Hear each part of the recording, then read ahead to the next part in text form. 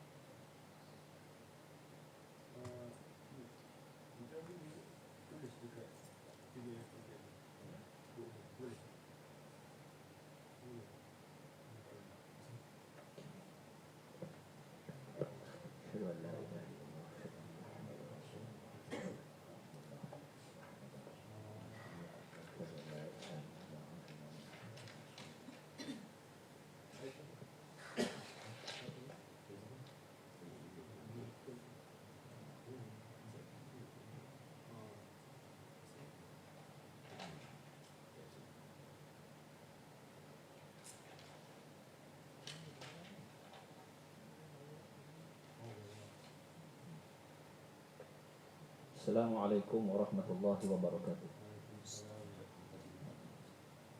Boleh dengar? Bismillahirrahmanirrahim. Alhamdulillahi rabbil alamin wa bihi nasta'in ala umuri dunya waddin. Wa sallallahu ala sayyidina Muhammadin khatamin nabiyyin wa ala alihi wa sahbihi ajma'in.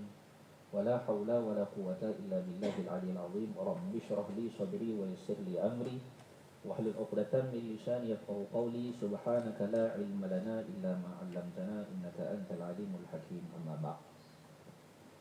Alhamdulillah, para ahbab, para asatizah yang dirahmati Allah Subhanahu wa taala lagi dikasihi.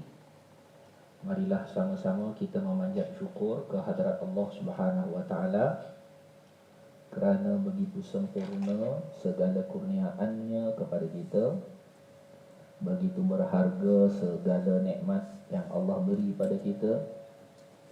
Di dalam setiap hembusan nafas,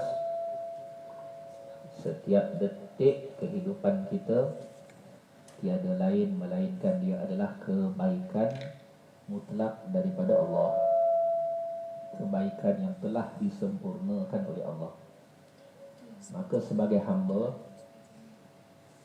kita diminta oleh Allah pertama untuk mengakui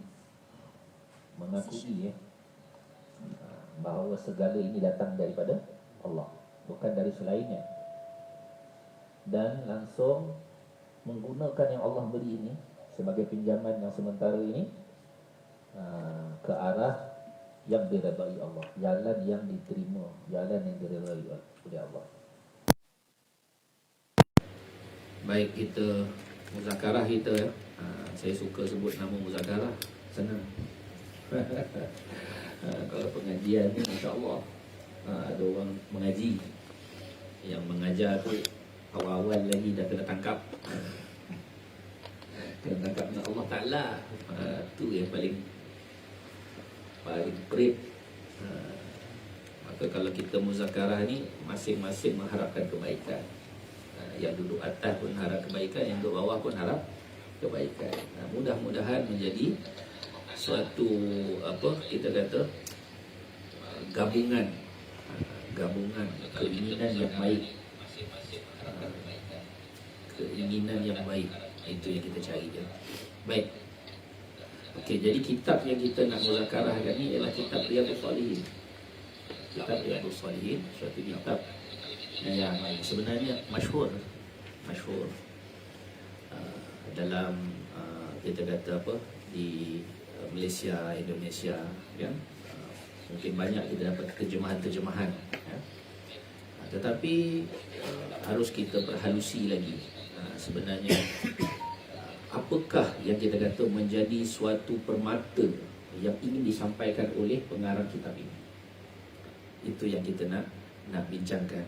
Apakah dia hanya sekadar hadis-hadis, kita membaca hadis lalu menjadi halwa telinga, ataupun dia ada maksud letak bab-babnya yang tertentu, kerana kehebatan seseorang muhaddis ini satu memanglah pada hafalan dia, hafalan hebat kan? Sebab syarat nak jadi muhaddis ni pun dia mesti, kalau al-hafiz tu dia kena hafal 100,000 hadis.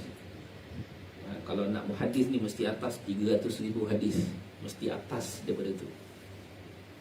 Tetapi kehebatan mereka bukan sekadar itu, bukan sekadar hafalan kemudian dilontarkan di mana tempatnya, tetapi rahsia di sebalik setiap imam-imam hadis ni terkandung di dalam kitab mereka.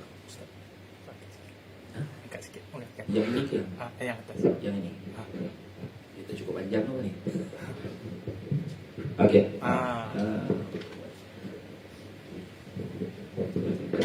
Kena menekan sikit. Okey. Baik. Tetapi rahsia dalam setiap kitab-kitab hadis ni sebenarnya yang ada di dalam diri-diri para muhaddis ni ialah terkandung dalam kitab-kitab mereka. Apa yang mereka nak sampaikan, kan? Sehingga disebut menjadi suatu ungkapan yang masyhur bagi mereka yang mengaji hadis ialah contoh Fiqhul Bukhari fi Tarajimih. Fiqhul Bukhari fi Tarajimih, mana kepakaran atau kefakihan, kepakaran, kefahaman Imam Bukhari itu duduk dalam tajuk dia, dalam tajuk-tajuk bab. Situ sebenarnya rahsia nak disampaikan tu. Rahsia dia, hadis tu diletak dalam bab apa, dalam tajuk apa. Apa yang baru di situ, ulama-ulama akan melihat mana kefakihan, mana kepakaran kita kata imam tersebut. Sebab tu sangat penting kita memahami sistem bagaimana pengajian orang terdahulu. Okey, kalau kita kata kita nak fast track,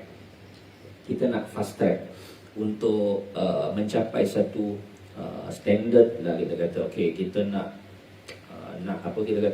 nak melahirkan siapa contoh, kita nak kata nak melahirkan ulama tafsir contoh, ataupun muhaddis dan seumpamanya. Dia ada dia punya sistem dia.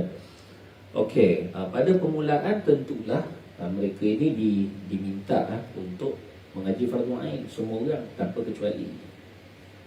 Itu dia kata talabul ilmi fardhatun, kan? Mana mempelajari ilmu ialah fardu bagi setiap orang Islam. Itu ialah yang fardu diamalkan. Setiap yang fardu diamalkan, maka fardulah untuk ketahui dia. Itu nombor satu. Maka setiap orang kena. Yang itu umum. Dia tak boleh nak cilok-cilok, tak mau. Saya tak nak fardu ain, saya nak mengaji Bukhari. Itu satu kekurangan lah sebenarnya. Kemudian bila dia dah mengaji fardu ain dari itu, maka dia boleh masuk di dalam mana-mana sistem. Maka terlebih dahulu sistem yang ada, contoh macam kalau kami, pengajian kami, susuk galuh kita ialah Naqsyabandi, Darul Ulum Deoband. Darul Ulum Deoband punya pengajian, kan? Dia ada sistem. Maka mereka akan mulai daripada basic asas. Setiap ilmu tadi dia ada cabangan-cabangan yang perlu dikuasai. Contoh dia nahwu, kan? Dia ada track dia, ada jalan dia, sorof, kemudian ada balaghah, kemudian dia ada banyak lagi ilmu-ilmu kan, tauhid, fiqh, semua kena mengaji. Jadi bila dia mengaji dulu kitab-kitab yang bermula daripada kitab kecil ni, kemudian naik sampailah satu tahap mana dia diperakui untuk mengaji Bukhari. Untuk mengaji Bukhari, untuk mengaji hadis, itu nama izin. Kalau dalam kita kata Deoband punya sistem ni, dia mesti melalui mula kitab asas tadi tu, asas-asas ilmu tadi, dia mesti menguasai sampai tahap nanti dia akan melalui Mishkat, kitab Mishkat. Kitab Mishkat tu mauquf alaih tu, satu pelajaran yang mesti kena ada, dia panggil apa, cop dia, baru dia boleh naik kepada Dauratul Hadis. Tu jadi dia panggil, inilah adab. Ini yang disebut adab dalam pengajian. Mana setiap guru tu ada sistem dia, tak ada masalah. Maksud dia akhir dia, guru tu akan membawa murid tadi setinggi yang boleh.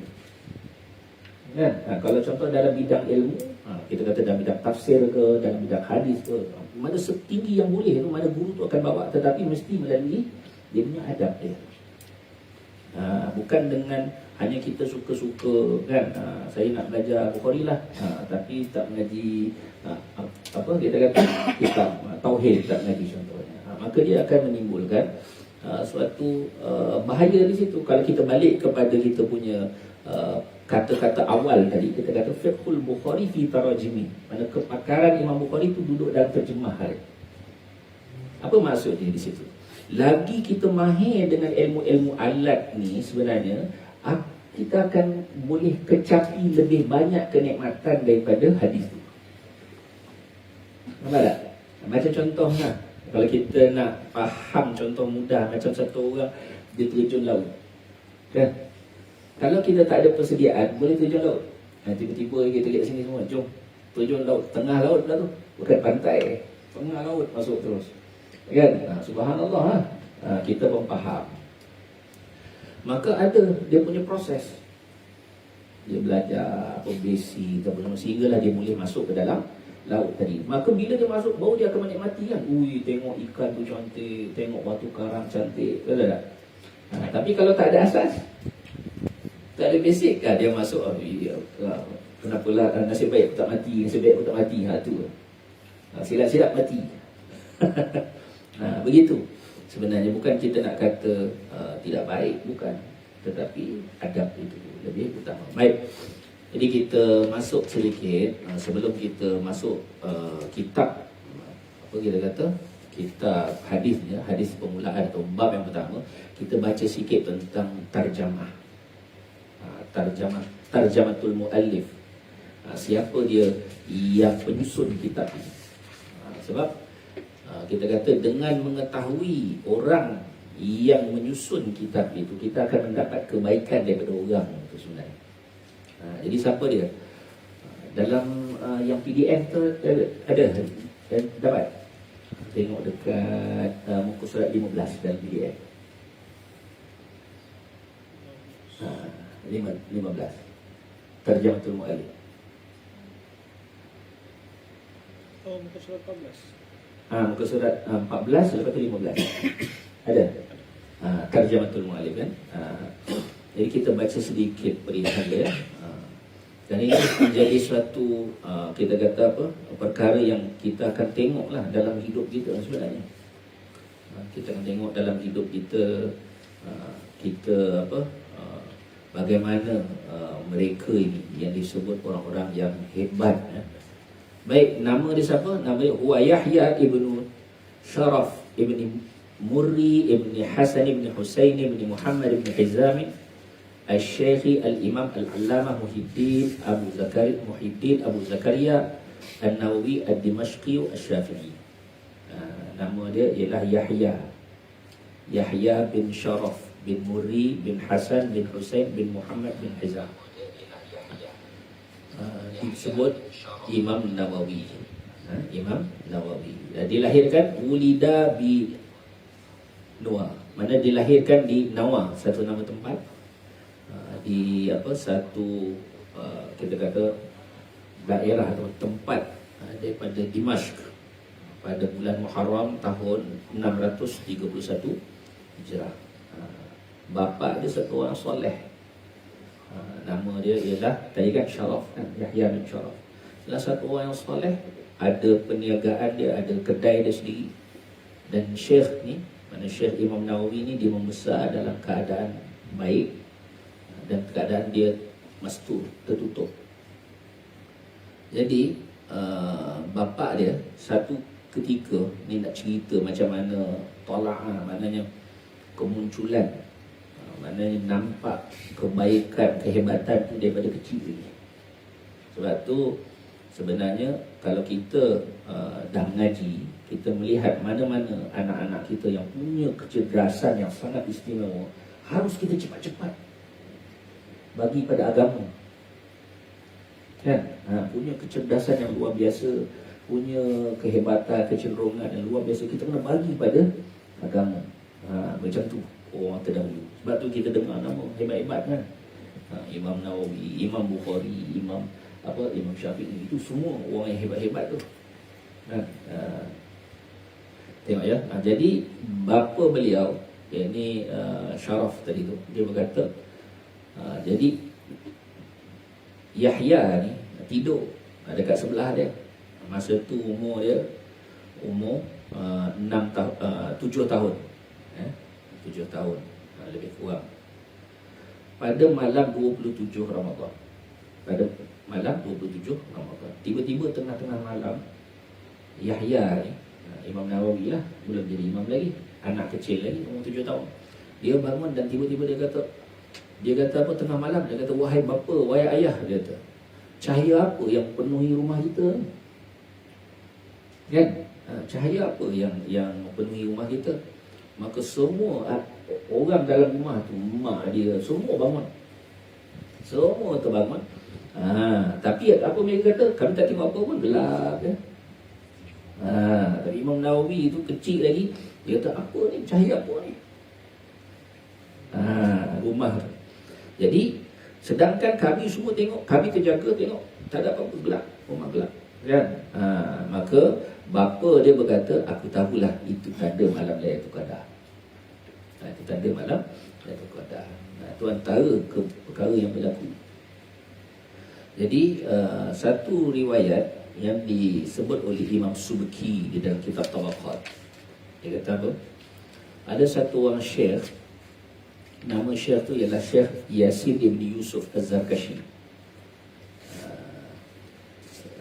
Jadi dia kata apa?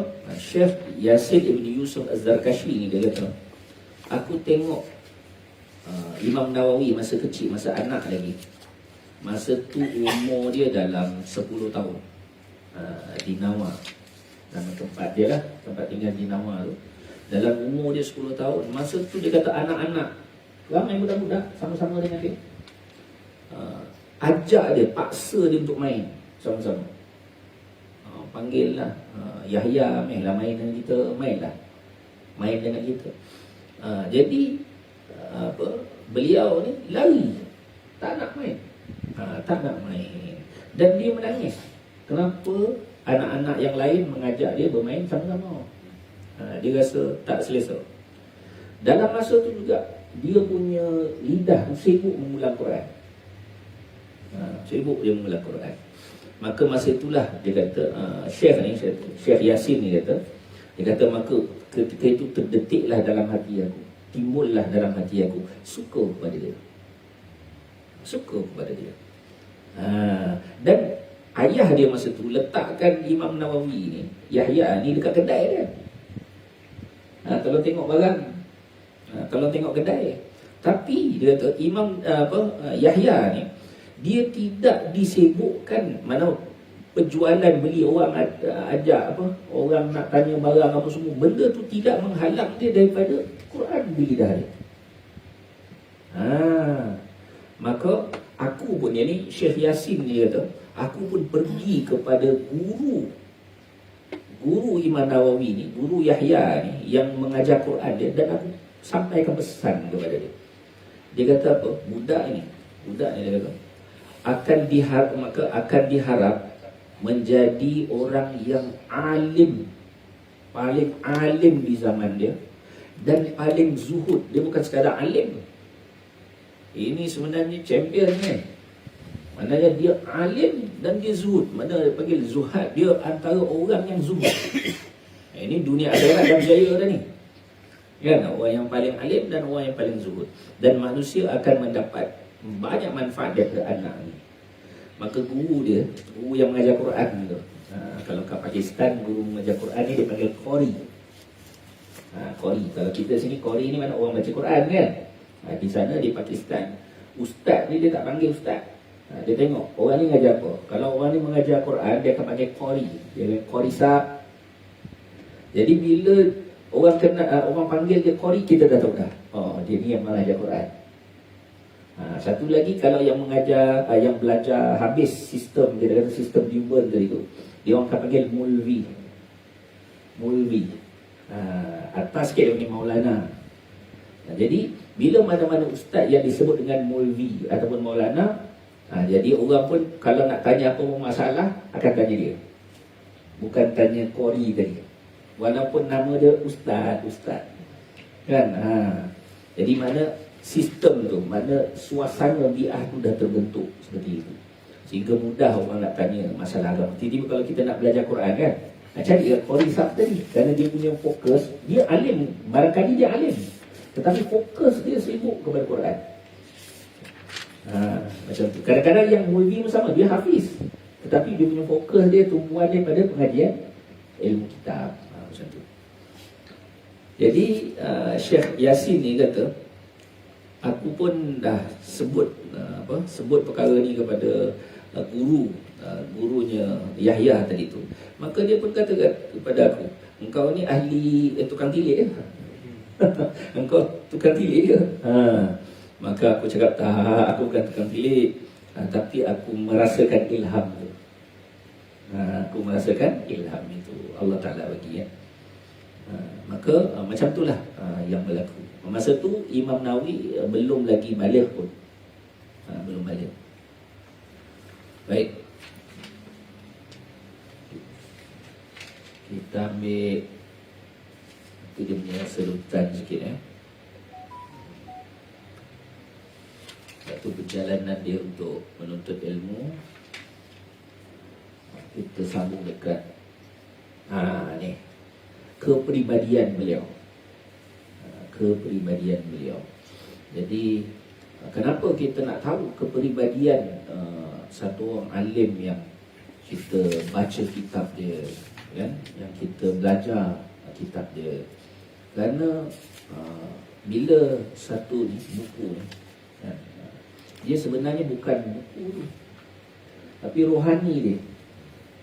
Lagi kita boleh usahakan banyak akhlak mulia hampir sama dengan dia, lagi banyak kita akan dapat manfaat daripada kitab tu. Itu sebenarnya, kan? Sebab tu dia kata akhir dia orang yang berusaha menjadi mukmin kamil, kan, dia akan mendapat manfaat sebanyak-banyak daripada Quran. Kalau tak, dia sekadar dapat lafaz, kan? Sekadar dapat lafaz. Baik. Jadi adalah beliau, yakni Imam Nawawi rahimahullah ta'ala, tatamathalu fihi al-adab allati dzakaraha fi kitab al-majmu' liman yamsibu nafsahu lita'allum. Ini dekat muka surat 20. Muka surat 20. Dekat lepas bawah nama Talamiz Imam Nawawi. Ada kan itu Masmu'at, dapat wa min talamizi. Mana bawah tu senarai anak-anak murid dia, kalau mana ada anak-anak murid yang ternama.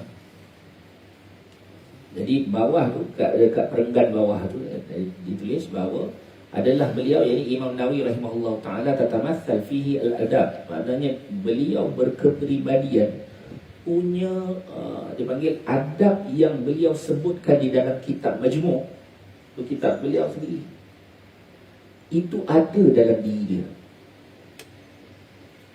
Dan ini bukan Imam Nawawi kata, Imam Nawawi tulis sendiri aku ada adab ni. Bukan.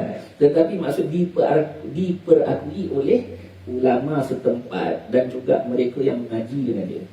Yang mengaji dengan dia, ulama yang setempat. Itu kata sistem. Yang kata diangkat. Bukannya dia mengangkat diri sendiri. Bukan.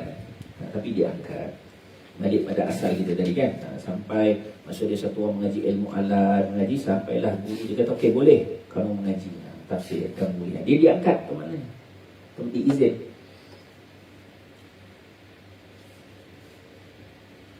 Okey, yang pertama apa dia? Ay yaqsuda bi ta'limihi wajh Allah. Wa la yaqsuda tawassulan ila gharadin dunyawiyyin ka tahsil malin aw jahin aw syuhratin aw sum'atin aw tamyizin anil ashbah aw takathurin bil mushtaghilin alayh aw mukhtalafina ilayh. Jadi dia mengqasadkan dengan mengajar, ini adab mengajar, akan kepribadian dia ketika dia menyampaikan ilmu. Dia mengharapkan redha Allah, mengharap redha Allah, dan dia tidak meniatkan untuk mencapai apa pun keinginan duniawi seperti menghasilkan harta ataupun menghasilkan pangkat, jah, dia punya pengaruh, nak ada pengaruh, ataupun syuhrah, kemasyhuran, kan? Ataupun sum'ah, suka orang dengar dia, kan? Sukalah orang sebut nama dia, contoh. Ataupun tamayuz. Tamayuz ni special. Dia nak rasa dia special banding pada orang lain. Jadi tidak ada niat-niat itu. Ataupun menyibukkan diri dengan, kita kata orang yang datang kepada dia, dia nak sesuatu lah, kan? Dan dia tidak wala yashina ilmahu wa ta'limahu bi syai'in min at-tam'i min mustaghilin alayhi min khidmatin aw malin aw nahwihima in qalla walau kana ala suratil hadiyati allati laula ishtighalu alayh lama ahdaha lahu. Dan dia tidak mencela, mencacatkan ilmunya, dan dia tidak mencacatkan juga pengajiannya dengan sesuatu pun daripada ketamakan terhadap orang-orang yang datang belajar dengan dia, daripada khidmat ke, kadang-kadang kan minta khidmat. Khidmat tu penting, tetapi khidmat tu kan hak. Anak murid yang kena berkhidmat pada guru itu hak. Tetapi guru yang nakkan itu, tu masalah. Kenapa kau tak khidmat saya? Tu masalah. Dan khidmat tu hak, tetapi hati yang bermasalah. Kan? Orang ni tak khidmat saya tak suka dia. Orang ni khidmat lebih, itu penyakit nama dia. Lepas tu dia kata tidak mencacatkan ilmunya.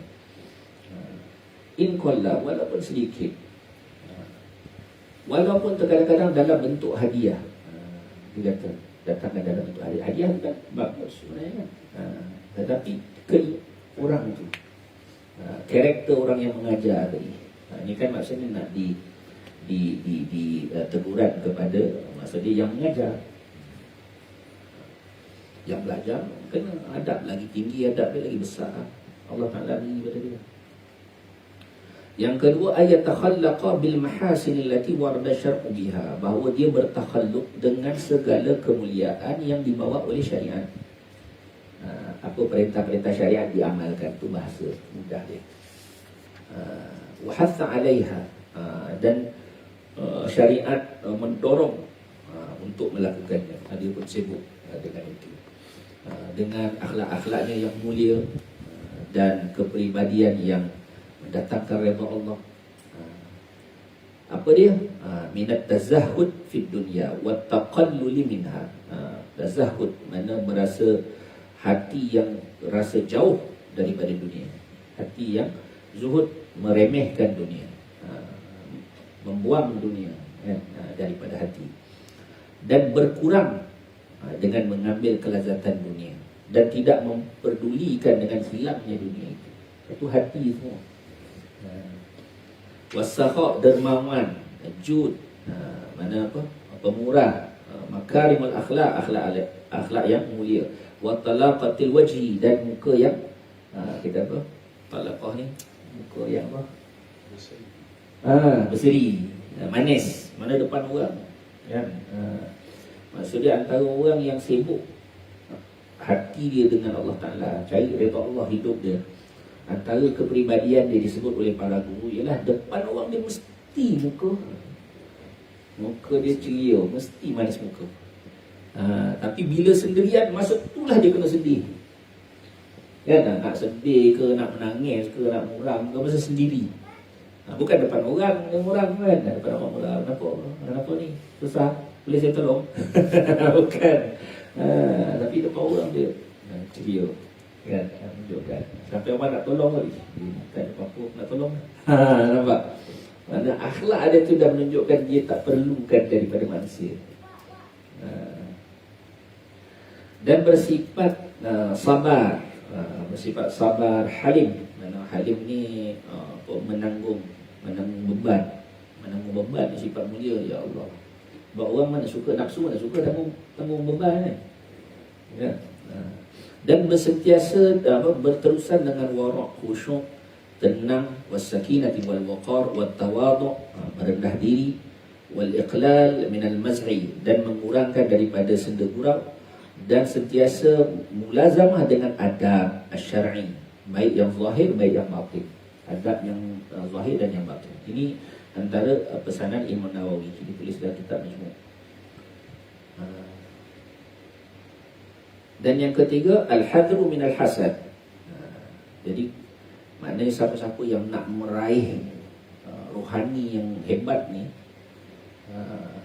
dia kena usahakan bahawa akhlak buruk ni hilang pada dia lah.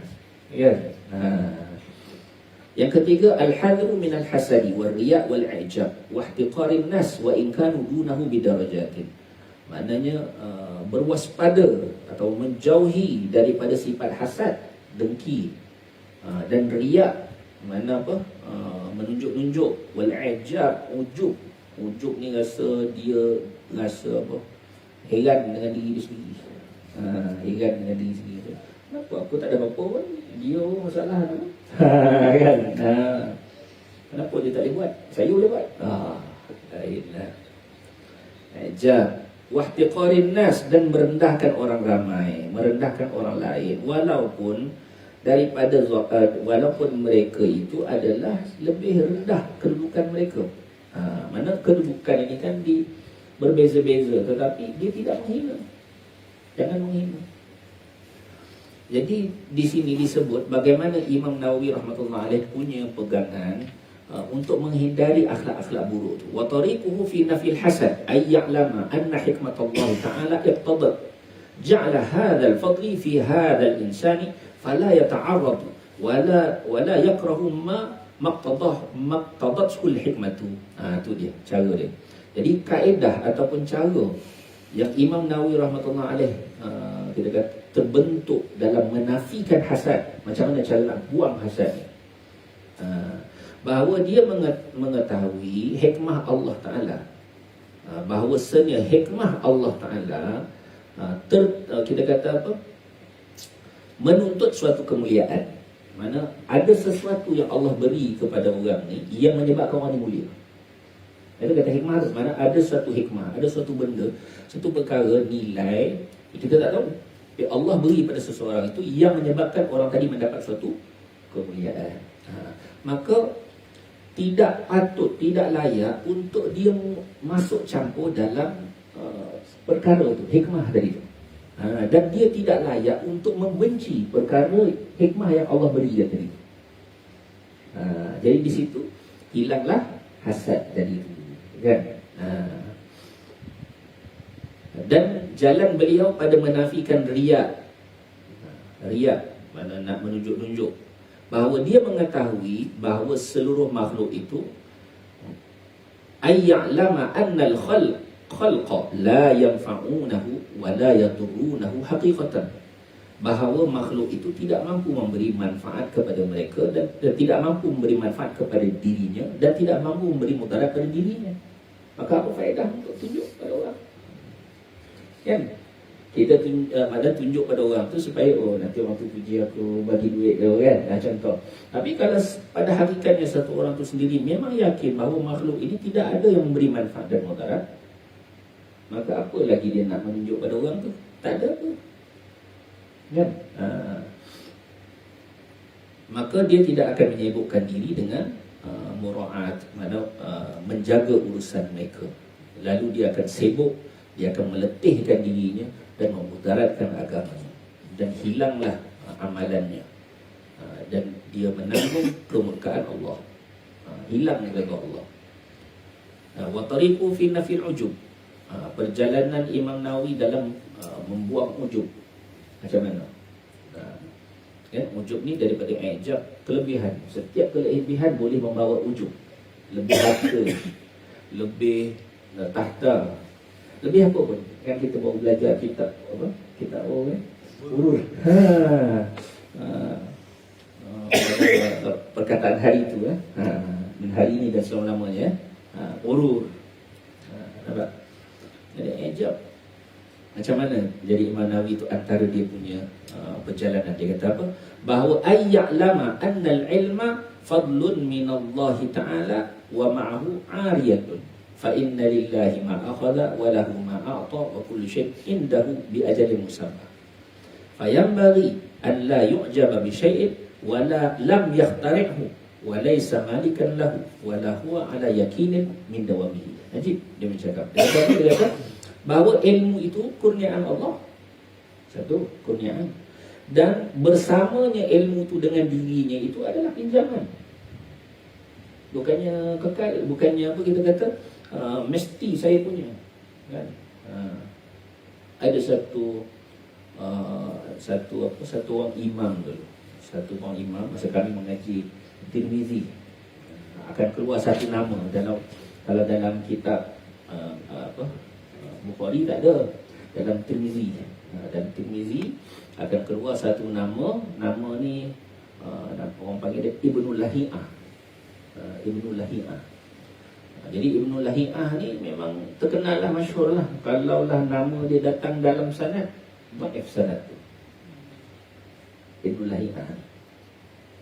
Jadi macam mana? Padahal pada awalnya beliau adalah satu orang yang dhabit. Satu orang dhabit. Mana dalam untuk tahammul, dalam masalah tahammul hadis dan adab, maknanya belajar dan mengajar hadis, belajar dan menyampaikan hadis. Kan yang pertama sekali dhabit, dia mesti ada keupayaan, ingatan yang kuat. Dia ada dua kan, satu dhabitus sadar, mana ingatan di dada dia, dan satu lagi dhabitul kitabah, maknanya ingatan juga tapi melalui buku, kitab, tulisan. Dan kitab tu bukan macam kita tulis buku kosong kita, tak boleh. Dia orang tulis tu, tulis habis majlis, simpan dalam peti besi. Macam tu. Sebab apa? Kalau dia biar, orang boleh tukar, terpadam, habis riwayat dia. Habis dah dhabit dia. Dia dhabit tu, dhabit kitabah tu, bila dia tulis tu kat dekat manalah, kalau ada kertas lah, kalau ada kita kata kulit lah, mana pun dia tulis, dia akan simpan tempat yang selamat, macam kita simpan emas tu. Tengok orang dulu punya jaga. Dan jadi nak jadi cerita macam mana Ibnul Lahi'ah daripada satu orang yang memang dhabit. Macam mana masa dia apa kita kata beredar zaman, tengok berlaku ujian dan ujian dalam hidup dia.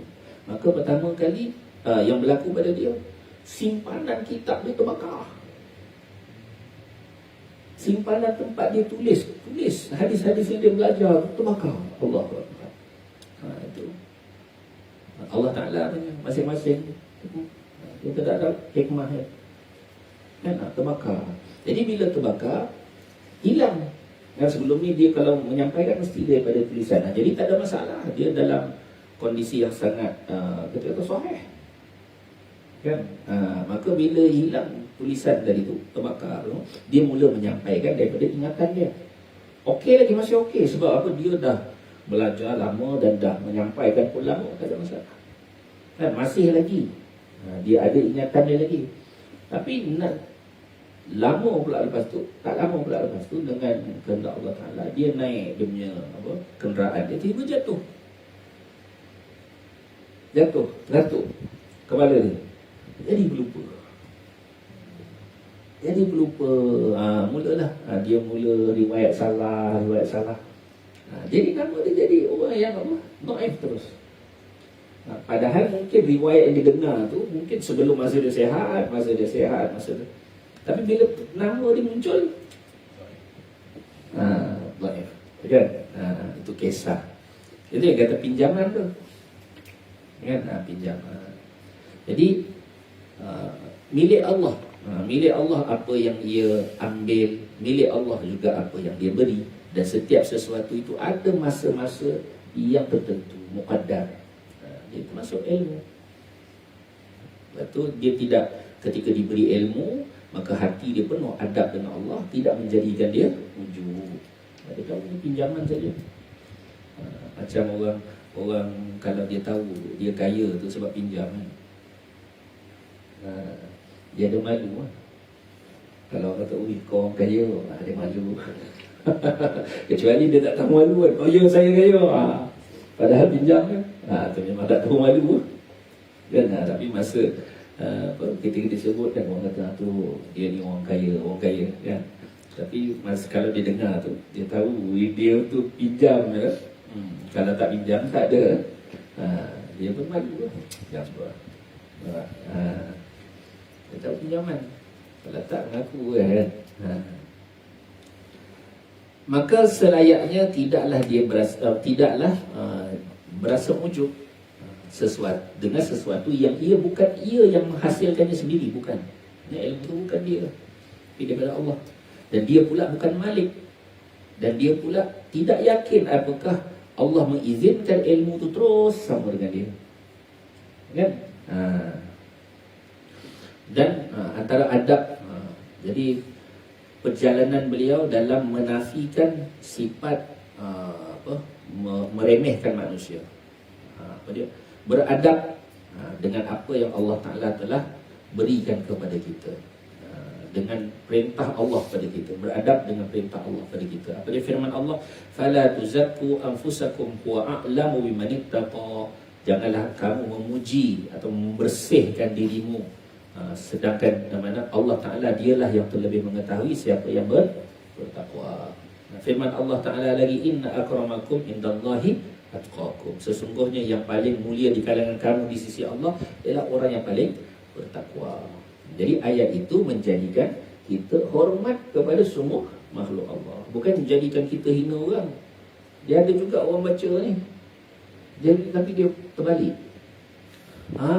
Hanya yang bertakwa di sisi Allah ialah orang yang paling hanya orang yang mulia di sisi Allah ialah orang yang paling bertakwa, dia kata. Dengan iktidha, dengan tuntutan daripada ayat itu, dia menganggap orang semua hina. Nampak tak? Dia terbalik yang dia itu. Baca ayat Quran jadi macam tu. Kan? Yang mulia hanya orang bertakwa. Lepas tu dia tengok orang tak bertakwa. Kan? Jadi ayat yang membaca itu menjadikan dia terbalik. Padahal dengan ayat inilah Imam Nawawi rahmatullah alaih kata apa? Dengan ayat inilah menjadikan dia hormat semua orang. Kerana apa? Dia kata yang mulia tu hanya Allah yang tahu. Yang paling bertakwa, siapa boleh tahu? Allah ke kita. Dia kata barangkali farubbama kana hadzal ladzi yarahu dunahu atqalillah ta'ala wa athhar qalban wa akhlasa niyatan wa azka amalan. Dia kata barangkali, dia kata orang yang berada di hadapan beliau ni, Imam Nawawi ni, dia kata barangkali orang yang berada di hadapannya itu yang mana dia tengok dia mungkin daripada sudut duniawi lebih rendah, tetapi orang tu rupanya lebih bertakwa kepada Allah. Kan?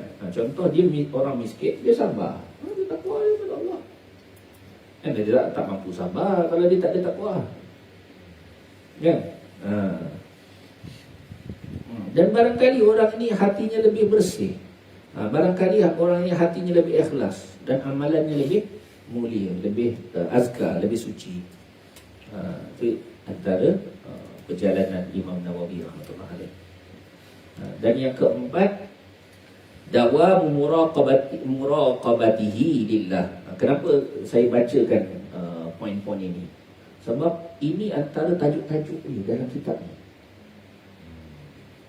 Tajuk-tajuk dalam kitab ni. Itu special ni. Maksud dia ketika beliau meletakkan, menuangkan dalam kitab ni, benda tu kan dalam kehidupan dia, bukannya dalam pemikiran saja, tetapi dalam kehidupan dia. Jadi kita baca, tengok dia punya perjalanan dia. Yang keempat, dawamu muraqabatihi lillah fi alaniyatihi wa sirrihi muhafizan ala qira'atil Quran wal azkar wad da'wat wa nawafil as-salawat was shaum wa ghairiha mu'awwilan 'ala Allah fi kulli amrihi mu'tamidan alayh mufawwidan fi kulli al-ahwali amrahu ilayhi. Ajib.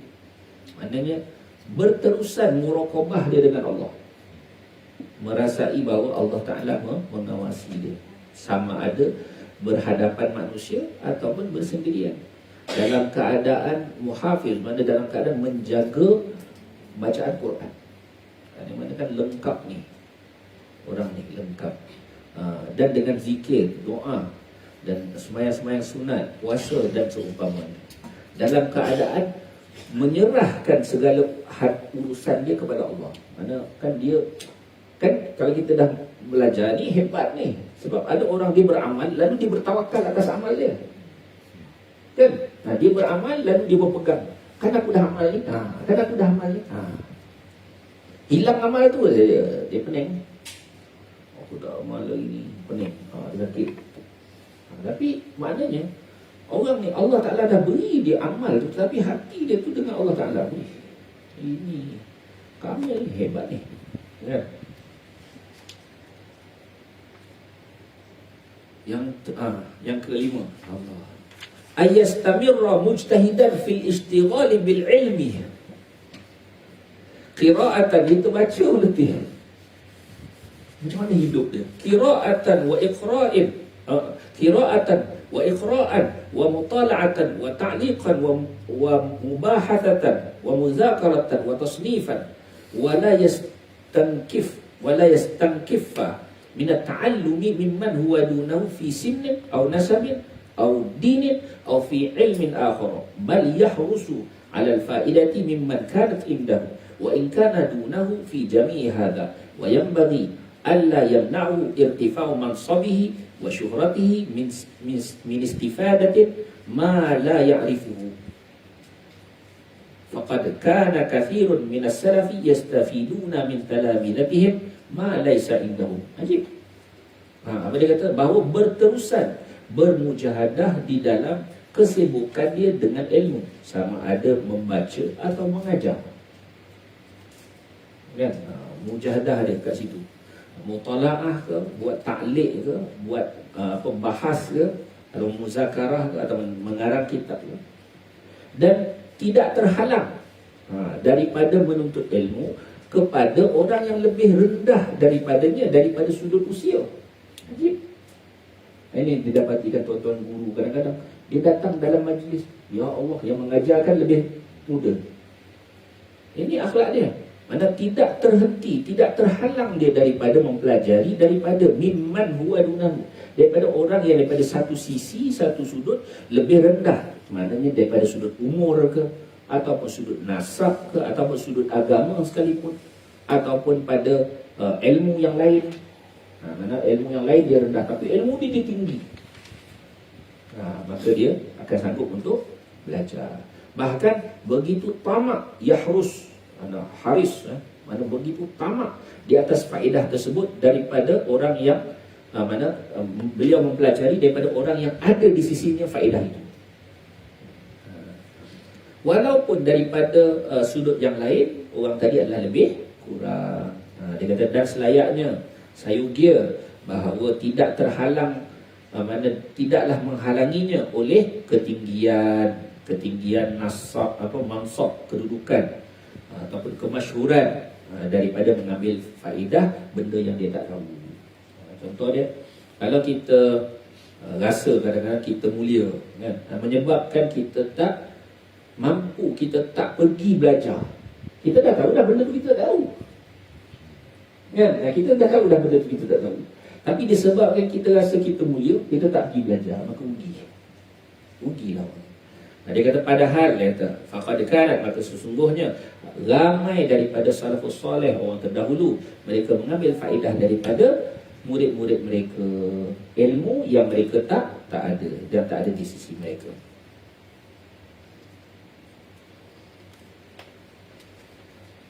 Baik, yang seterusnya, yang bagi ayya'taniya bitasnifi idza ta'ahhala lahu. Ajib, ini kita tengok tunggu kita. Fabihi yattali'u ala haqa'iqil ilmi wa daqa'iqihi wa yathbutu ma'ahu li'annahu yattaruhu ila kathrati at-taftishi wal mutala'ati wat tahqiqi wal muraja'ati wal ittila'i ala mukhtalifi kalamil a'immati wa mutafaqqihihi wa wadihihi min mushkilihi wa sahihihi min dha'ifihi wa jazlihi min raqiqihi wa ma la i'tirada alaihi min ghairihi. Mana sayugia bahawa dia mengambil berat untuk mengarang, untuk menulis apabila dia ada kepakaran, bila dia ada keupayaan untuk tulis.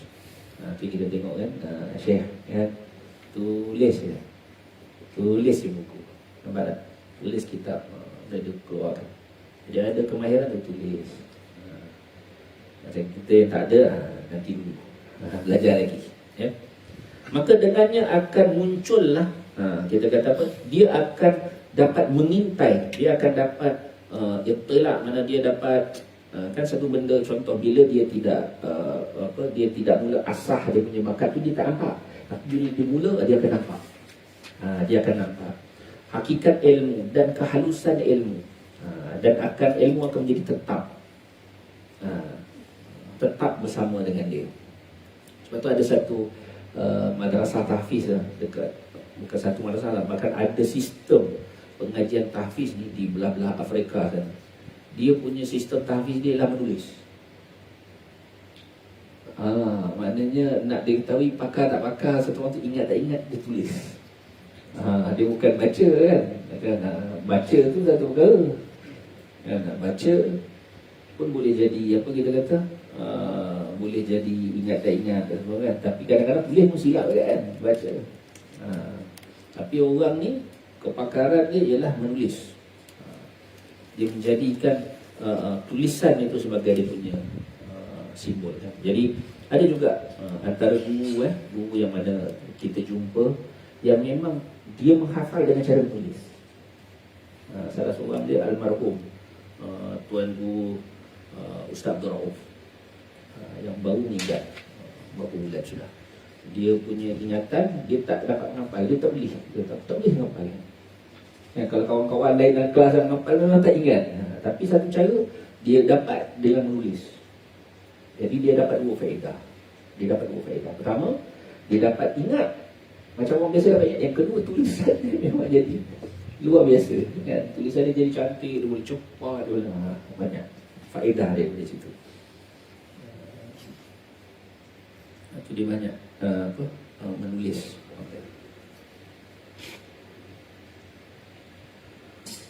Kenapa kita kata ilmu tadi akan menjadi mantap, dia akan mendapat kita kata apa, dapat sesuatu, mana kita kata dapat memperhalusi ilmu tersebut, kerana dia terpaksa untuk melihat banyak kitab, untuk rujuk kan, untuk tahqiq, dan tengok pula kalau sekiranya suatu perbahasan itu ada orang yang menyanggahnya kan, ada pandangan yang berbeza. Contoh, kadang-kadang suatu hukum itu ada dalil yang lain kan, ulama ni kata ni berdasarkan dalil ni, ulama ni kata berbeza kerana berdasarkan dalil yang lain. Jadi menjadi kita kata lebih cermat, lebih faqih, dan dia boleh kita kata apa, wadih, lebih jelas. Jadi sebelum tu mungkin satu-satu permasalahan tu samar bagi dia, tetapi dengan dia menulis dari itu, banyaknya dia menengok daripada sumber-sumber tadi tu, menjadikan dia menjadi wadih, jelas. Banyak situasi. Dan dia dapat membezakan mana yang sahih daripada yang dhaif. Perkataan yang kuat daripada yang lemah, hakikat lemah.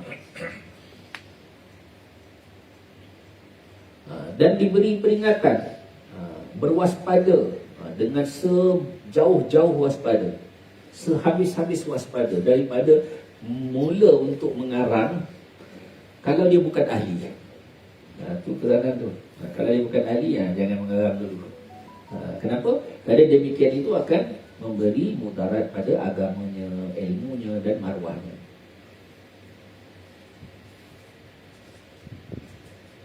Dan jangan keluar karangan dia tadi daripada tangannya, melainkan selepas dia tahzib, dia apa kita kata, teliti balik, tengok lagi.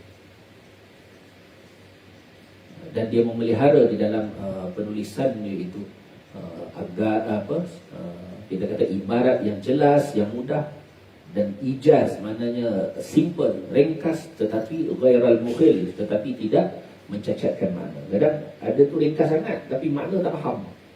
Tak boleh. Dia ringkas tetapi tidak mencacatkan makna.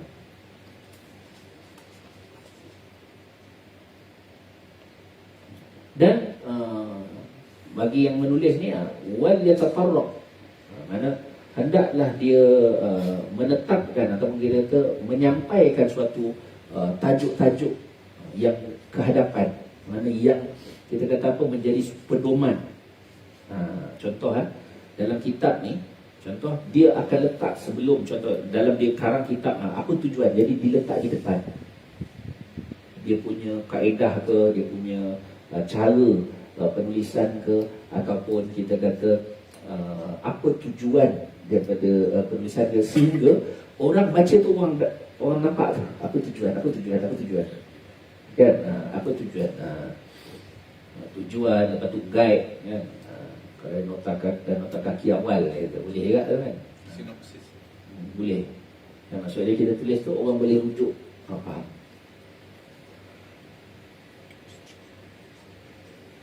Dan di sini dan selayaknya yang ketujuh, ni berat sikit, dia menyentuh anak murid. Dan selayaknya wayang bari sayugia berat tu bahasa kan, bahawa dia memberi dorongan kepada pelajar-pelajar untuk sibuk dalam setiap masa, dan menuntut mereka agar menghafal perkara yang mana dia mesti hafal. Sebab tu ingat almarhum Tuan Guru Syed Fadli Al-Yamani kan, selalu suruh hafal. Al-mutun husun, tu kata-kata dia selalu. Al-mutun husun, mutun ni maknanya matan. Bila dia jamak tu jadi mutun. Al-mutun husun, husun ni makna benteng. Jadi benteng. Hafal. Jangan tak hafal. Tak faham nombor 2, hafal dulu. Nanti bila kita faham, kita akan tambah syok. Jangan tunggu faham baru hafal. Susah. Kalau tunggu faham baru hafal. Boleh, tak ada masalah, tapi susah. Tu ada orang Arab dia tak dapat hafal Quran walaupun dia faham. Tapi dia baca kan, lebih susah. Dan dia memberi kita kata mencahayakan pemikiran mereka dengan melontarkan soalan-soalan yang penting. Mana boleh tanya pelajar-pelajar kan, boleh tanya. Dan dia memberi kita kata penghargaan lah kepada mana-mana yang bersungguh-sungguh sebagai targhib, dan kita kata menjadi rangsangan kepada orang lain. Dan dia memberi peringatan juga orang yang kita kata kalau pelajar tu dia lebih kurang muqassir ya, taksir mana lebih kurang, dia buat halai-balai kan, mana buku, tak ada buku kan, mana pen, tak ada pen, saya ingat dia, kan, saya ingat dia, ingat apa saya cakap ni.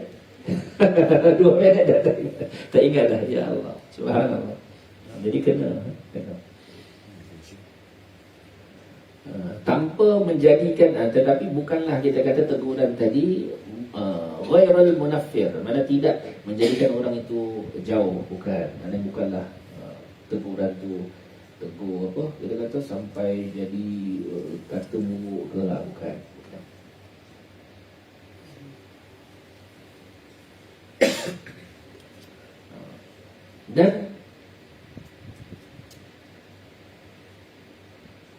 dia kita kata masak, mana dia dia membuka jalan kepada anak muridnya yang mana permasalahan yang muskil bagi mereka. Dia tak faham sebenarnya dia tu. Ciklah sendiri. Bukan. Tapi maksud dia terangkan sekadar yang dia mampu. Dan memberi dorongan mereka untuk kita kata bahas. Dan dia kita kata faedah mana dalam bahas kan, ketika mana ada di kalangan murid mereka menyebut kita kata ada poin-poin yang begitu betul kan, maknanya dia mesti mengakui benda tu. Walaupun kadang-kadang anak murid tu dia mungkin dia kecil daripada orang lain, dia pelajar umur, pelajar muda tu kan, muda tu nampak dia ni, tak apa, tak ada masalah. Dan antara pesanan beliau pada guru ialah jangan berasa hasad kepada mereka. Jangan kan? Mungkin nampak anak murid ni suruh hafal-hafal ni, ingat lepas tu faham, dah lah ingat faham, macam-macam ni nampak kelebihan ni. Jangan berasa hasad, tak boleh. Maknanya mungkin dia punya kefahaman dia luas, jangan. Dia kata fa'inal hasada haramun li ghairi tullabihi. Hukum hasad ni pada selain pelajar dia pun dah haram. Contoh guru dengan pelajar, pada orang lain pun dah haram, apatah lagi dengan anak kita. Ya, haram. Dan disebut di sini bahawa anak murid itu adalah manzilah walad, pada kedudukan anak. Dan sebenarnya kelebihan kebaikan itu juga akan mengalir, akan kembali kepada muallim itu sendiri.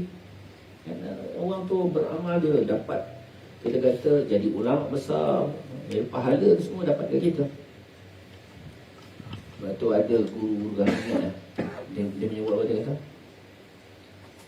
bahasa mereka dia kata kalau ini bukannya kita boleh buat lah benda ni kan, tetapi Allah beri ketika mana mereka sebut kata-kata tu, dia kata sekiranya Allah Ta'ala bertanya padaku apa yang tentang hidup aku, apa yang kau buat dengan hidup, aku akan bawa engkau di hadapan Tuhan tu.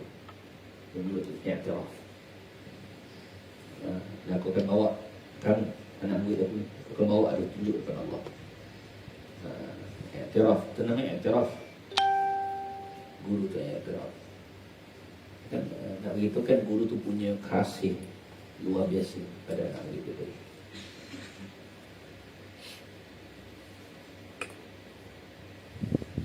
Ni yang ke-8. Yang ke-8 ni lagi special. Dan antara perkara yang sangat penting bagi seorang kita kata guru yang mengajar ialah bahawa dia tidak merasa sakit daripada pelajarnya yang belajar dengan dia, kemudian dia pergi belajar dengan orang lain. Dia dulu ngaji dengan saya, kata tak nak ngaji dengan saya dah, saya ngaji dengan orang lain. Kata sakit hati, tak boleh. Ini adalah musibah. Wahai musibatun. Ini adalah musibah yang berlaku kepada orang yang jahil.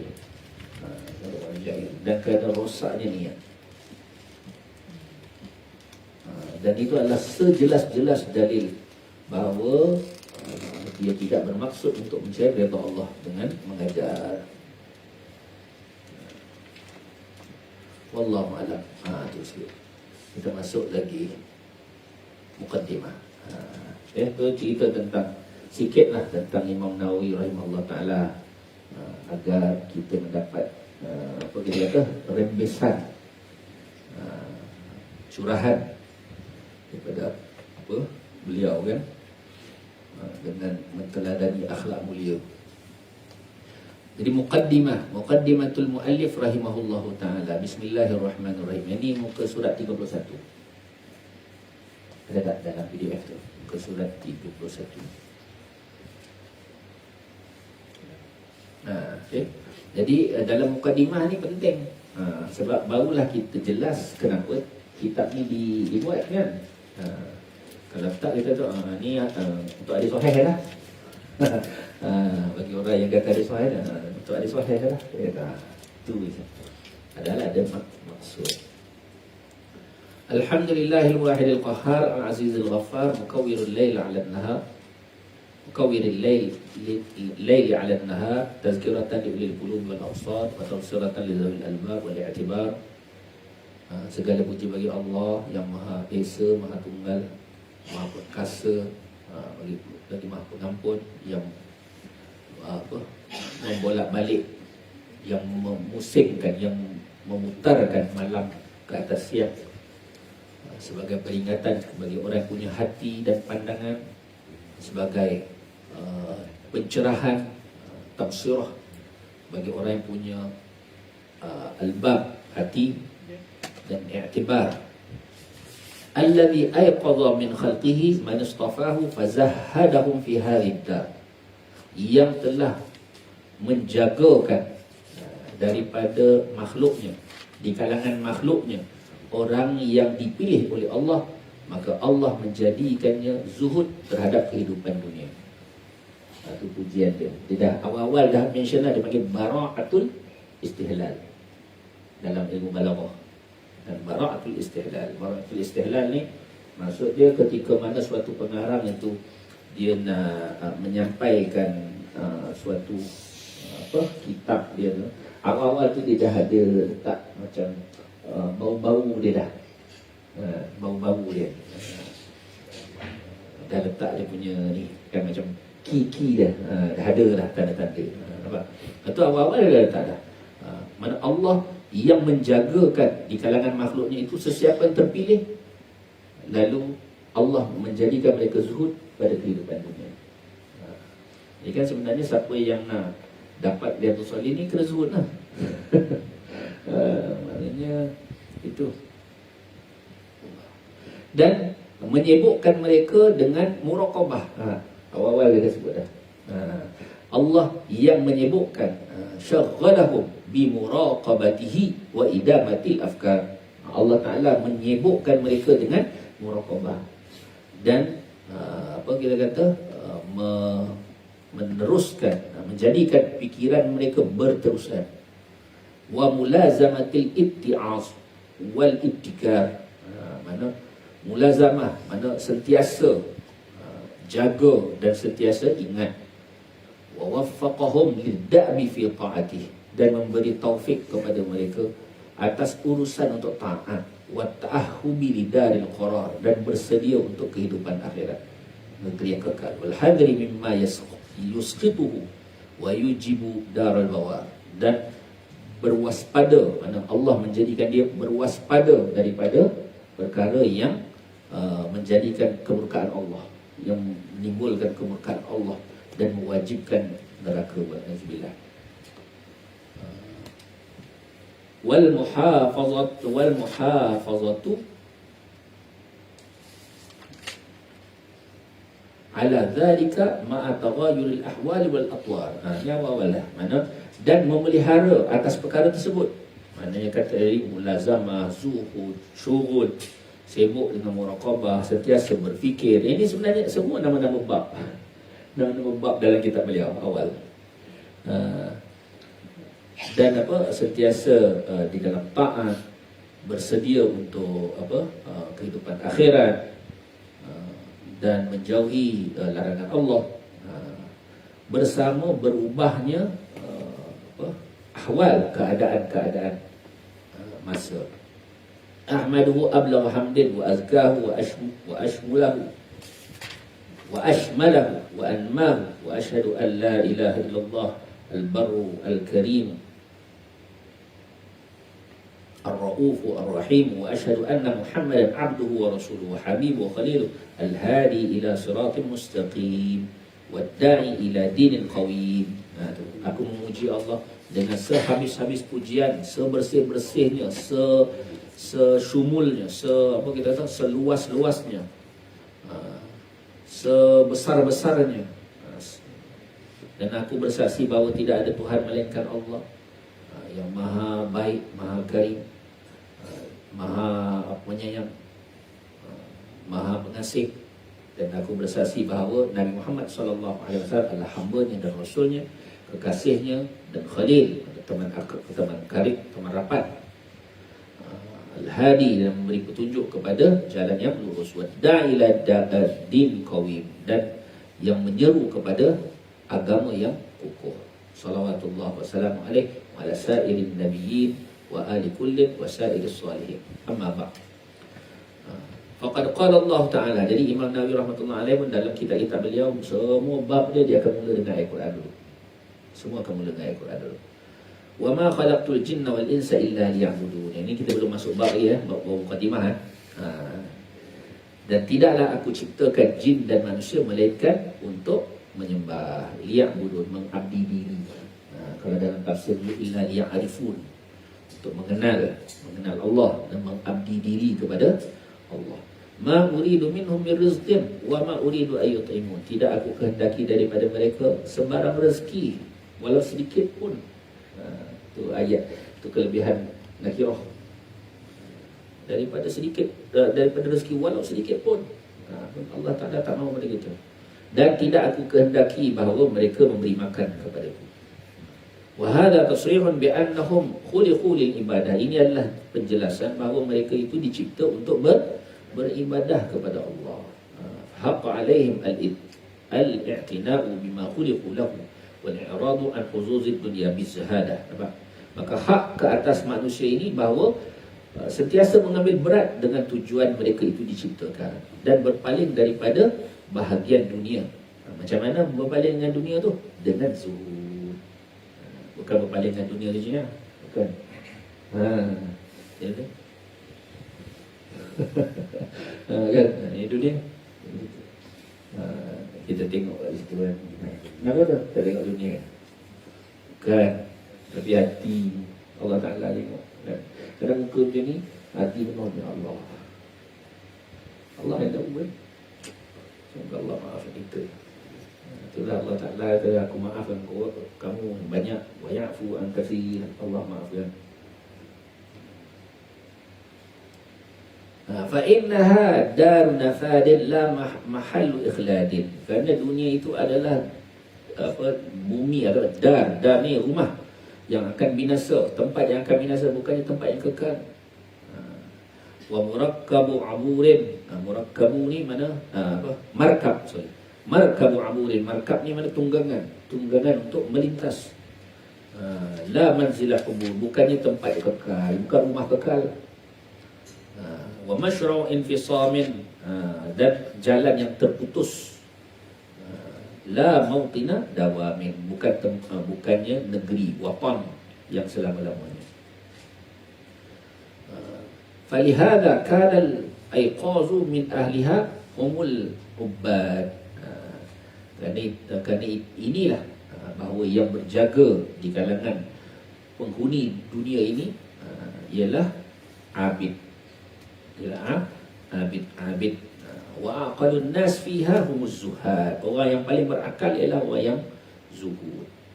Firman Allah Ta'ala, innama mathalul hayatid dunya kama in anzalnahu minas sama'i fakhtalata bihi nabatul ard mimma ya'kulun nas wal an'am hatta idza akhadhatil ardu zukhrufaha wa zayyanat wa dhanna ahluha annahum qadirun 'alayha ataha amruna laylan aw naharan faj'alnaha hasidan ka'an lam taghna bil ams kadzalika nufassilul ayati liqaumin yatafakkarun. Surah Yunus ayat 24.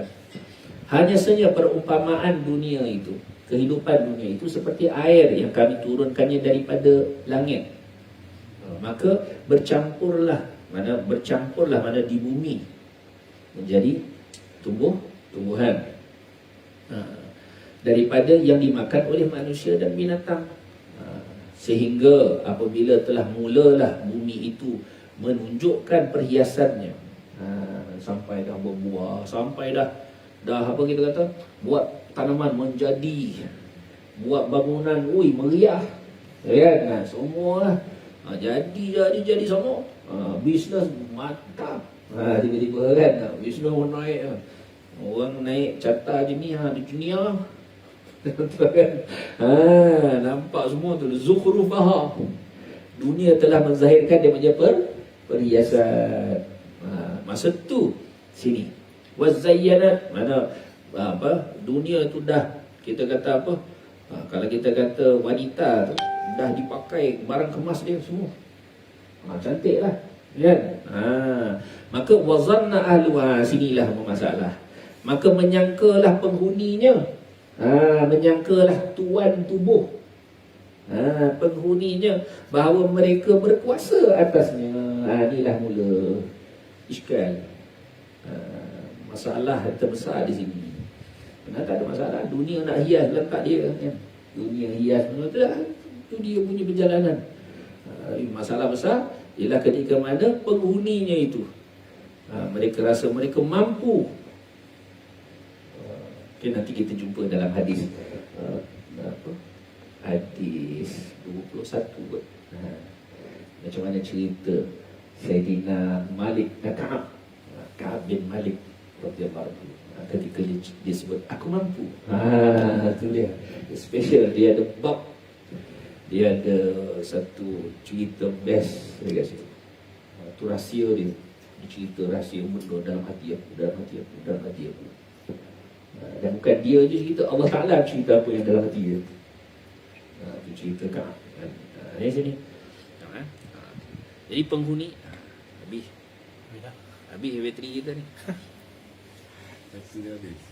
Ada lagi tak? Di kena. Kena. Dalam. Tak ada. Tak semua boleh. Macam bateri tu. Start. Meh. Kalau tiba-tiba tu.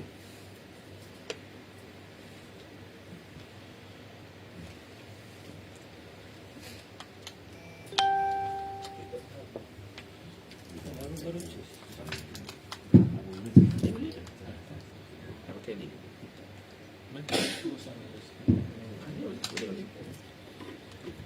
Assalamualaikum.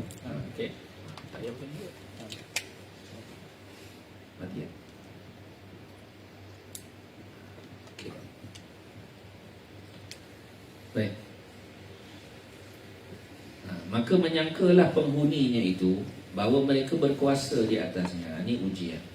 Ujianlah. Ketika mana sangka macam tu, maka datanglah kepada kami, datanglah kepadanya, kepada bumi itu perintah kami, sama ada di waktu malam ataupun siang. Maka kami menjadikan bumi itu hasidan. Hasidan ni mana macam dah kena terpotong lebih, tertuai. Macam kena potong. Padahal masa tu tengok, apa merah-merah lah. Merah-merah dah, tinggal sikit kita nak potong habis dah. Tiba-tiba Allah Ta'ala jadikan satu malam, satu tengah hari, satu waktu, habis, hancur. Itu bukan tanamannya, sama, semua benda sama kan? Seolah-olah tidak, ka'allam taghna bil ams, mana seolah-olah dia tidak pernah pun bercucuk tanam sebelum tu. Mana back to zero. Back to zero. From zero to zero. Ya Allah. Maka demikian itulah kami menerangkan tanda-tanda kebesaran kami bagi orang yang berfikir. Jadi ayat tentang perkara ini sangat banyak. Tentang makna ini sangat banyak dalam Al-Quran. Dan sesungguhnya telah berkebajikan, telah berlaku, telah baiklah orang yang menyatakan syair ini. Inna lillahi ibadan fudana talaqud dunya wa khaful fitana nazaru fiha falamma alimu annaha laysat lihayyin watana ja'aluha lujatan wattakhadhu salihal a'mali fiha sufuna. Sesungguhnya bagi Allah Ta'ala itu ada hamba-hamba yang sangat cerdik. Mereka telah mentalak dunia. Itu daripada maksud zuhud kan, mentalak dunia daripada maksud zuhud. Dan mereka takut akan fitnahnya. Mereka melihat, mereka berfikir tentangnya. Maka apabila mereka mengetahui bahawa dunia itu bukanlah wapan, bukanlah negeri untuk orang yang hidup, maka mereka menjadikan dunia itu sebagai lujah, mana sebagai lautan, mana air, laut. Dan mereka menjadikan amal-amal soleh sebagai perahu, sebagai kapal.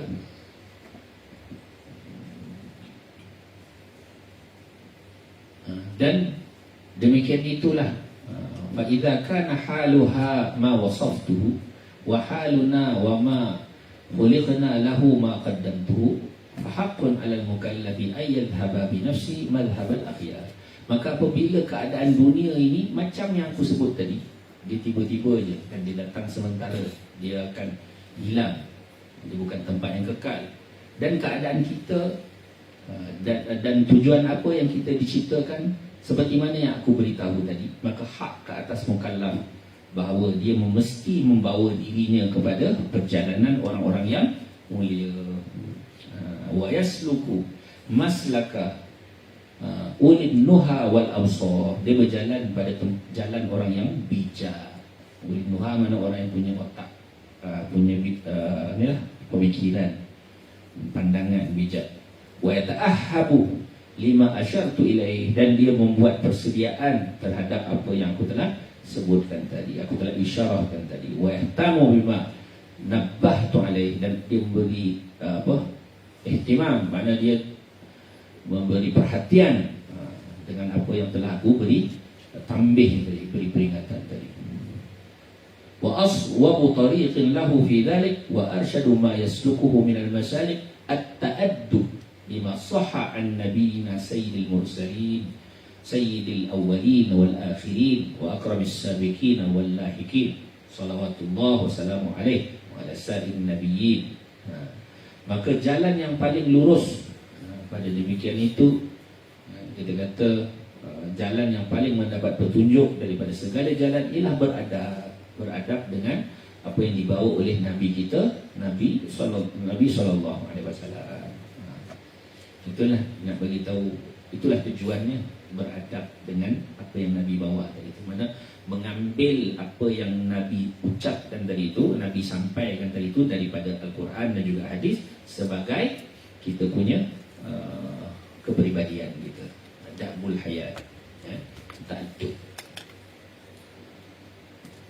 Firman Allah, wa ta'awanu 'alal birri wat taqwa, saling tolong menolong sekalian kamu di atas kebaikan dan takwa. Dan sah firman sabda Nabi SAW, wallahu fi auni al-'abdi ma kana al-'abdu fi auni akhihi. Allah Taala sentiasa menolong hamba selama mana hamba itu menolong saudaranya. Dan bahawasanya sabda Nabi, man dalla ala khairin falahu mithlu ajri fa'il. Sesiapa yang menunjukkan jalan ke atas kebaikan, maka baginya seumpama ganjaran orang yang melakukannya. Sabda Nabi lagi, man da'a ila hudan kana lahu minal ajri mithlu ujuri man tabi'ahu la yanqusu dzalika min ujurihim syai'a. Barang siapa yang mengajak kepada petunjuk, maka dia mendapat ganjaran seumpama ganjaran orang yang mengikutinya itu, tanpa mengurangkan sedikit pun daripada ganjaran mereka. Dan sabda Nabi SAW kepada Sayyidina Ali radhiyallahu anhu, fa wallahi la ayyahdiyallahu bika rajulan wahidan khairul laka min humurin na'ami. Demi Allah bahawa Allah Ta'ala memberi hidayat dengan sebabmu mana-mana orang itu lebih baik daripada unta yang berwarna merah. Warna mahal lah, kita sebutlah apa-apa yang mahal sekarang, kan? Hidayat, sebab hidayat kepada seorang itu lebih mahal. Maka di sinilah disebut, maka aku berpandangan bahawa untuk aku himpunkan suatu ringkasan daripada hadis-hadis yang sahih. Inilah ringkasan dia. Ini tebal kan? Bagi kita tebal, bagi mereka ringkas. 1,800 lebih hadis. Dulu masa saya mengaji ni tahun ketiga. Tahun pertama tu hadis 40, boleh hafal. Nak hafal 40 hadis. Okey.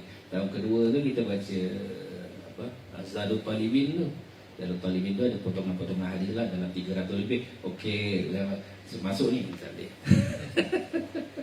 Setahun belum boleh lagi. Tak dapat apa lagi. Dan orang tanya apa? Tak apa lagi lah. Nak hafal 1,800 ni, ya Allah. Itulah lemahnya himmah ya. Tapi yang Imam Nawawi buat ni bukannya daripada kitab, daripada semua, daripada hafalan dia. Tu. Jadi janganlah kita kadang-kadang terus rasa hebat sangat ya. Baik. Jadi hadis-hadis yang mana merangkumi jalan, kita kata apa, sesuatu yang boleh kita kata jalan kepada orang yang mengamalkannya ke akhirat, jalan ke akhirat bagi orang yang mengamal dia, dan menghasilkan adab. Ni yang mahal ni. Hadis-hadis yang mana di dalamnya terkandung mutiara adab, adab yang batin dan adab yang zahir. Sebab kadang-kadang ada orang dia ihtimam pada yang zahir, adab yang zahir, tetapi adab yang batin tu tak. Rugilah. Sebenarnya adab batin ni perlu diterangkan. Contoh, apabila berhadapan dengan guru kan, adab batin ni antara dia ialah kosong. Mesti kosong, nanti mesti kosong. Mesti kita kata macam cawan ni tak ada isi lah. Tu adab batin. Kalau kita ada isi, curah buat percurah hari. Kan dah penuh. Dah siap buat percurah hari. Kan kita datang rasa kita pandai, memang tak ada. Datang sebelah sebalik sebelah. Kan. Sebelah pula bukan bersih, takut kalau bersih okey lagi. Tak bersih. Ini kosong. Itu adab dengan guru. Datang dengan kosong. Itu adab. Tak boleh. Sebab tu ada guru-guru kan, pun kita CD selalu sebut kan, buang kesolehanmu. Bukannya salah faham, buang kesolehan mana? Aku buat maksiat lah. Bukan. Kan? Dia katakan bila satu guru kata, kau kena buang segala ilmu kamu, kau kena buang segala kesolehanmu. Kita pula tak faham. Maknanya aku jahil lah besok. Tak ada ilmu lah saja. Ataupun dia silap faham. Maksud dia jangan kita berasa kita berilmu. Kan? Penyakit. Sifat tu buruk. Betul. Betul. Bagus lah. Tertipu. Jadi kadang-kadang dia panggil jadi adab batin tu di sini disebut kan. Jadi itu antara yang besar lah. Kadang-kadang kita rasa kita datang, ada orang macam awam, dia datang dia rasa aku nak tengok dulu lah ustaz ni macam mana. Dia kata aku nak tengok lah ustaz ni macam mana, dia kata kan. Kalau dia datang awal-awal siap dah, apa yang Allah nak beri pada saya tak tahu kan. Saya tak tahu apa-apa. Mungkin Allah boleh bagi lebih. Dia dapat lah. Walaupun siapa pun kan. Dia kata saya nak tengok dah dulu, okey ke tak okey. Okey ke tak okey lah. Jadi dan seterusnya hadis-hadis yang menghimpunkan targhib, mana dorongan, dan tarhib, maknanya kita tak ancaman, dan sekalian adab-adab tentang orang yang mencari redha Allah. Sama daripada hadis-hadis berkenaan zuhud, riyadat, mana apa, nafsu, mana riyadah nafsu, pembentukan akhlak, menyucikan hati dan memperbaikinya, menjaga anggota, menghilangkan kebengkokan anggota, dan selain daripada itu, daripada maksud-maksud yang mulia orang-orang arif. Betul, ada satu kalimah tak ada dalam nuskah ni. Tak ada dalam nuskah ni. Dia ada nuskah lain. Saya sangka kan ada dalam nuskah ni. Saya tak bawa satu lagi nuskah. Dia mukadimah tu, dia ada tambahan lagi. Dekat situ dia ada sambungan, dia ada satu kalimah lagi disebut kullu muti'in zakirun. Setiap orang yang taat, dialah orang yang berzikir pada Allah. Nuskah ni tak ada. Baik. Dan aku sentiasa melazimi bahawa aku tidak akan sebut melainkan hadis-hadis yang sahih, melainkan hadis yang kita kata jelas, yang sahih,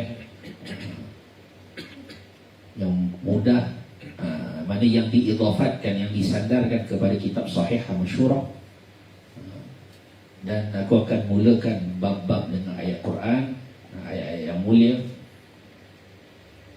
Dan aku menerangkan perkara yang perlu diterangkan dan mensyarahkan perkara yang tersembunyi. daripada penerangan yang nafis, yang berharga. Kalau di hujung hadis itu aku tulis perkataan muttafaqun alaih, nanti kita akan jumpa dalam hadis itu maknanya adalah hadis yang diriwayatkan oleh Imam Bukhari dan Imam Muslim. Dan aku berharap bahawa sempurna kitab ini menjadilah ia sebagai suatu pedoman bagi orang yang mengambil berat dengannya, boleh membawa dia kepada kebaikan, menghalangnya daripada segala perkara-perkara yang buruk dan yang membinasakan. Dan aku meminta kepada saudaraku, kepada tuan-tuan, pelajar-pelajar, orang yang baca kan, yang mendapat manfaat daripada kitab ini, bahawa berdoalah untuk aku, berdoalah untuk kedua ibu bapaku, masyaikhku dan sekalian kekasih-kekasihku, sahabat-sahabatku dan orang muslimin sekalian. Kan akhirnya dia kembalikan semua usaha dia kepada orang Islam. Itu yang kata saudara kan. Sehingga ketika orang membaca kitab ni, doa mereka, bacaan mereka sampai kepada orang Islam. Subhanallah. Nampak tak? Itu yang kata kasih. Maka ke atas Allah lah peganganku, dan kepadanya lah aku mengurut sandaranku, dan aku menyerah urusan aku, dan cukuplah Allah, dan Allah lah sebaik-baik wakilan. Tidak ada daya untuk meninggalkan maksiat dan upaya untuk melakukan taat kecuali dengan bantuan Allah yang maha perkasa lagi maha bijaksana. Wallahu a'lam. Masuk bab baru, masuk bab pertama. Okey, jadi itulah saya naktafi bihadzal qadar. Sekadar itu pada malam ini. Mudah-mudahan apa yang kita baca ini sebenarnya bukanlah sekadar baca, tapi bagaimana kita dapat suatu sisi, kita melihat suatu sisi betapa mulianya orang yang disebut sebagai orang alim, yang disebut sebagai orang yang kita kata menghafal hadis kan, mana mulianya, mana daripada hati dia, adab dia, kelakuan dia kan? Dan setiap perkara tu ada proses dia kan? Bermula daripada macam mana kecil dia. Jadi menjadikan kita pertama sekali insaf. Sebab antara perkara yang menjadi bahana bagi kebaikan itu ialah merasa baik kan. Itu bahana kan? Buat baik rasa baik, belajar ilmu rasa berilmu kan. Dia panggil rasa berilmu, rasa baik, rasa soleh, rasa tu. Itu bahana itu. Itu dengan kita melihat ataupun kita kata tengok kehidupan orang dahulu tu, menjadikan kita insaf, merasakan dalam diri kita Allahu Akbar, betapa mulianya mereka, betapa sungguh-sungguhnya mereka untuk kita kata belajar ilmu, dan betapa mulianya ilmu tu kan? Baru kita rasa Allah tak ada apa. Di kita kan dah belajar berapa tahun pun tak ada apa. Itu disebut ahli ilmu. Ketika mana satu orang dia mendengar perkara yang 1000 kali tu, dia rasa dia dah dengar, itu bukan ahli ilmu. Disebut oleh dalam kitab kitab Ta'lim. Kalau dah dengar dah ilmu tu 1000 kali dah dengar, kita pun rasa dah dengar ni kan. Dia mesti walaupun 1000 kali tapi rasa macam baru pertama kali dengar. Itulah nak bagi tahu kita punya kesediaan hati kita. Wallahu a'lam. Kita apa yang baik itu daripada Allah Subhanahu Wa Taala, dan harapnya apa yang saya sampaikan pada malam ini menjadi peringatan lah, terutama bagi diri saya dan kita semua yang hadir. Apa yang baik itu kita ambil, yang tak baik itu jauh. Takut maghrur, takut tertipu ya. Bahaya tu. Semoga Allah selamat. Bismillahirrahmanirrahim. Alhamdulillahirabbil alamin wassalatu wassalamu ala asyrafil anbiya'i wal mursalin wa ala alihi washabihi ajma'in. Rabbana zalamna anfusana wa illam taghfir lana wa tarhamna lanakunanna minal khasirin. Rabbana la tuzigh qulubana ba'da idh hadaytana wa hab lana min ladunka rahmah innaka antal wahhab. Rabbana atina fid dunya hasanah wa fil akhirati hasanah wa qina adzabannar. Subhana rabbika rabbil izzati amma yasifun wa salamun alal mursalin walhamdulillah.